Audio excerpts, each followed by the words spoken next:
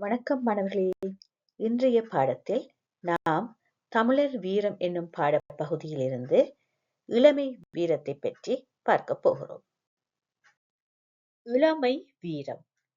அஞ்சாமையும் மதிநுட்பமும் இணைந்து தமிழர் வீரம் வளர்ந்ததால் இளமையிலும் அச்சம் என்பதே அறியாது ஒரு பெரும் போரை வெற்றி கொண்டான் ஓரிளம் மன்னன்.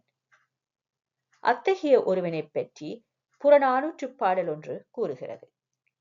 சிறுவயது சிறுவர்கள் அணியும் கிண்கிணி என்னும் காலணியை களைந்துவிட்டு வீரத்தை குறிக்கும் கழல் அணிவதை குறிக்கும் இப்பாடலை பார்ப்போம். புறநானூற்றுப் பாடல் 77. பாடியவர் இடைக்குன்றூர் கிழார். பாடப்பட்டோன் தலையலங்கானத்துச் செருவென்ற நெடுஞ்செழியன். தலையலங்கானத்துச் செருவென்ற நெடுஞ்செழியன்.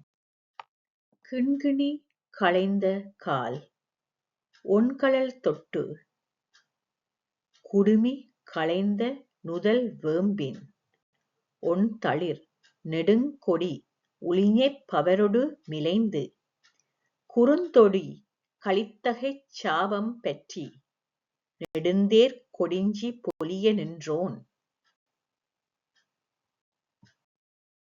யார்கொல் வாழ்க அவன் கண்ணி தார்பூண்டு தாலி களைந்தன்றும் இலனே பால்விட்டு அயினியும் இன்று அயின்றனனே வயின் வயின் உடன்றுமேல் வந்த வம்ப மள்ளரை வியந்தன்றும் இழிந்தன்றும் இலனே அவரை அழுங்கப் பற்றி அகல்விசும்பு ஆர்ப்பு எழ கவிழ்ந்து நிலம் சேர அட்டதை மகிழ்ந்தன்றும் இகழ்ந்தன்றும் அதனினும் இலனே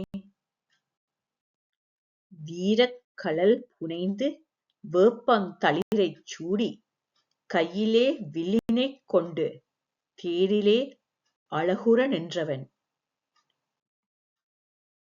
யாரோ அவன் யாவனே ஆயினும் அவன் கண்ணி வாழ்வதாக ஐம்படைத் தாலி கழித்ததும் இலனே பால் குடித்தலை மறந்து இன்றே உணவுண்டானே போலும் இளையனாகவும் உள்ளான் வெகுண்டு மேலும் மேலும் வரும் வீரரை மண்கவ்வச் செய்தான். அதற்கு அவன் மகிழவும் இல்லை, தன்னை பெருமையாக நினைக்கவும் இல்லை. அத்தகைய ஆற்றலுடையவன் அவன். அவன் வாழ்க. கிண்கிணி என்றால் காட்சலங்கை. ஒண்கழல் ஒளிரும் கழல். கழல் என்றால் ஆண்களின் காட்சிலம்பு. குடுமி மயிர். நுதல் என்று சொன்னால் நெற்றி. உழிஞை என்று சொன்னால் முடக்கற்றான் எனப்படும் கொடி. தற்போது முடக்கற்றான் என்று நாங்கள் கூறுவோம். அந்த கொடியை உழிஞை என்று அக்காலத்தில் குறிப்பிட்டார்கள். போருக்குச் செல்லும் வீரர்கள் உழிஞை கொடியை அடையாளமாக தலையில் சூடிக் கொள்வார்கள். பவர் என்று சொன்னால் அடர்ந்த கொடி. மிலைந்து கலைந்து. குறுந்தொடி சிறு வளையல். சாபம் என்று சொன்னால் வில். கொடிஞ்சி என்றால் முகைப்பு, அதாவது தேர்த்தட்டை குறிக்கிறது. தேர்த்தட்டின் நடுவே மொட்டு போல அமைந்த இடம். இது தேரின் முன்பகுதியில் கைப்பிடியாகவும் அலங்காரமாகவும் கொடி கட்டுவதற்கும் பயன்படும் வளைவான அமைப்பு. கண்ணி என்று சொன்னால் தலைமாலை. தார் என்றாலும் மாலை. தாலி ஐம்படைத்தாலி. ஐம்படைத்தாலி என்பது திருமாலின் 5 ஆயுதங்களின் வடிவங்கள் இணைக்கப்பட்டு, அதாவது சங்கு, சக்கரம், வில், கதாயுதம், வாள் ஆகிய 5 வடிவங்களும் இணைக்கப்பட்டு குழந்தைகள் கழுத்தில் காவலுக்காக அணியப்படும் ஒரு பாரம்பரிய அணிகலன். இது தீய சக்திகள், நோய் மற்றும் கண் திருஷ்டியிலிருந்து குழந்தைகளை பாதுகாக்க உதவும் என்று கருதப்படுகிறது. இவை பற்றிய குறிப்புகள், இதன் பயன் பற்றிய குறிப்புகளை நாம் பழைய கால நூல்கள், பெரிய புராணம், மணிமேகலை, புறநானூறு போன்ற நூல்களில் காணலாம். இந்த சின்னங்கள் குழந்தைகளை தீய சக்திகள் அண்டாமல் பாதுகாக்கும் என்ற நம்பிக்கை தமிழர்களிடையே காலம் தொட்டே இருந்து வருகிறது. யார்கொல் என்றது வியப்பின்கண் குறிப்பு. அயினி என்று சொன்னால் உணவு, அயின்றனன் என்று சொன்னால் உண்டனன், வயின் மேலும், உடன்று வெகுண்டு, வம்ப மள்ளர் என்று சொன்னால் தீய மன்னர் என்றும் பொருள் கொள்ளலாம். மள்ளர் என்று சொன்னால் படை வீரரை குறிக்கிறது. வம்பு என்று சொன்னால் பழைய காலத்தில் அதன் பொருள் புதியது, மீண்டும் மீண்டும் தோன்றுவது அல்லது திடீரென உருவாவது போன்ற கருத்துகள் உண்டு. ஆகவே மேலும் மேலும் வெறும் படை வீரர்களை என்ற பொருளிலே நாங்கள் இந்த பாடலில் அவதானிக்கலாம். அயல் விசும்பு என்று சொன்னால் அகன்ற வானம், அட்டதை என்றால் கொன்றதை, இழித்தன் என்பது இழிந்தன்று என மெலிந்து நிற்கிறது. கிண்கிணி களைந்த கால், காற்சலங்கை கலற்றிய கால், ஒண்கழல் தொட்டு அதில் வீரக்கழல் அணிந்து குடுமி களைந்த நுதல், தலைமுடியை நீக்கிய நெற்றி, வேம்பின் ஒண்தளிர் அதில் வேம்பின் தளிரை நெடுங்கொடி உளிஞை பவரொடு மிளைந்து, நெடுங்கொடி உளிஞையின் மலரொடு கலந்து, குறுந்தொடி கலித்தகை சாபம் பெற்றி, சிறு வளையல்களை கலற்றி வில் ஏந்திய கை, நெடுந்தேர் கொடிஞ்சி பொலிய நின்றோன், பெரிய தேரின் இருக்கை அழகுற நின்றான். யார்கொல், யாரோ இவன், வாழ்க அவன் கண்ணி, யாராயினும் வாழ்க அவனது தலைமாலை. உளிஞை பவரொடு மிளைந்து, பவர் என்று சொன்னால் அடர்ந்த கொடி, உளிஞை பவரொடு மிளைந்து என்று சொன்னால் அந்த முடக்கொற்றான் கொடியுடன் கலந்து கட்டப்பட்ட கண்ணி.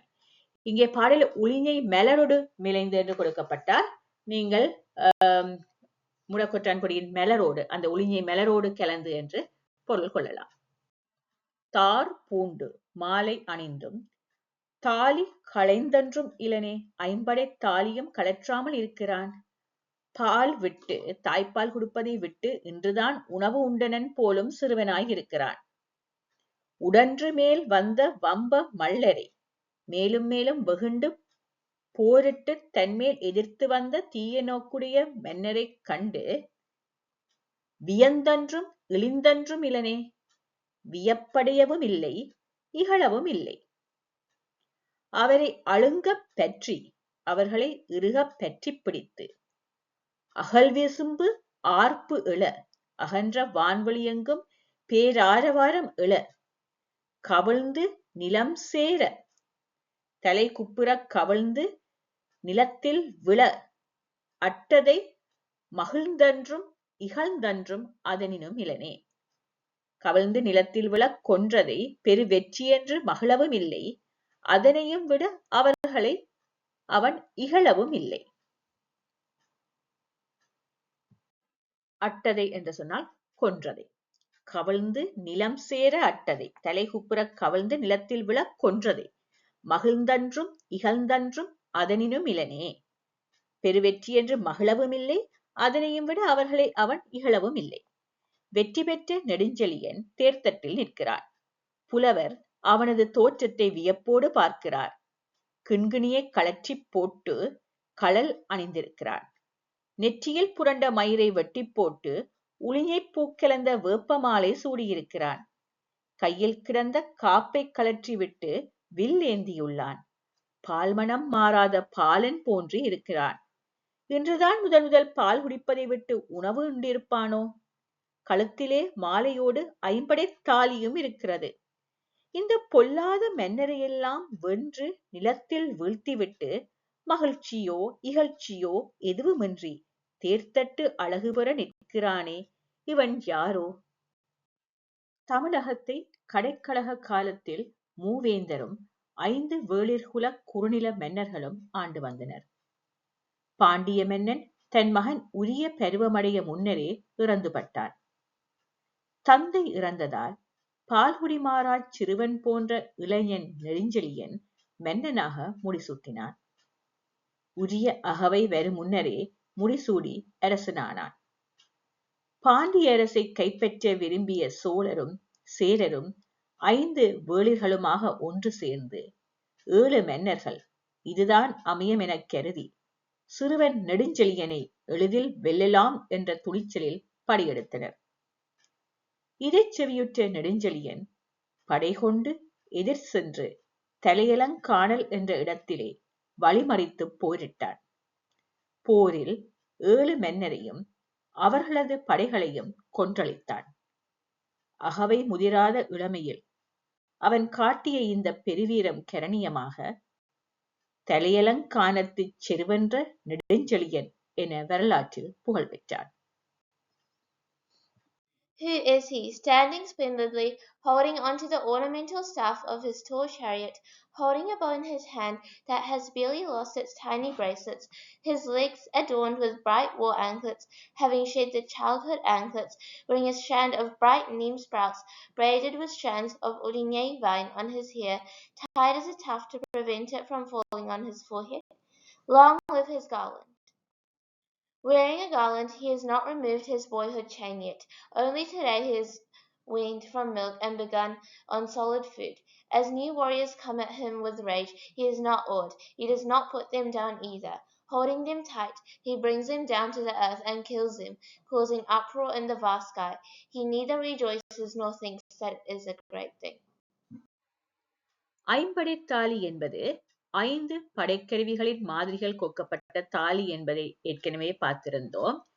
அந்த 5 படைக்கருவிகளின் தமிழ் பெயர்கள் தண்டு, வில், வாள், சங்கு, கடகம் ஆகியன.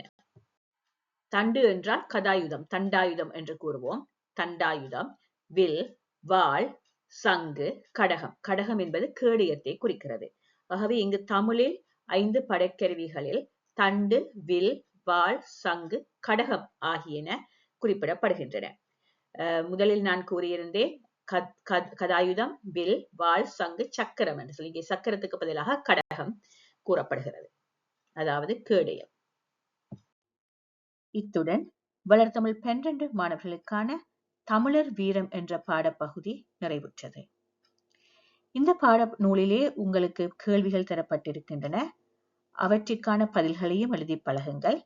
அத்தோடு எழுதுதல் நூலிலும் இது சம்பந்தமான பயிற்சிகள் உண்டு, அவற்றையும் செய்து பாருங்கள். உங்களுக்கு ஏதேனும் சந்தேகங்கள், வினாக்கள் இருப்பின் எம்மை மின்னஞ்சல் மூலமோ கீழுள்ள கருத்து பெட்டி மூலமோ தொடர்பு கொள்ளலாம். இன்னும் ஒரு பாடத்தில் உங்களை சந்திக்கும் வரை நன்றி, வணக்கம்.